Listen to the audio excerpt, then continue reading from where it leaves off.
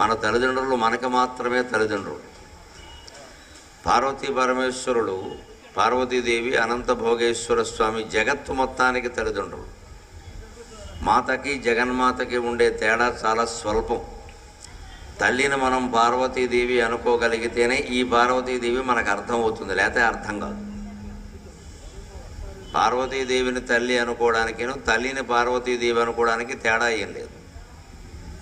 ముందు మన తల్లిని పార్వతీదేవి అనుకోగలిగితే, తండ్రిని అనంత భోగేశ్వర స్వామి అనుకోగలిగితే, అప్పుడు జగత్పిత జగన్మాత అనే వాళ్ళ లక్షణం ఏమిటో మనకు తెలుస్తుంది.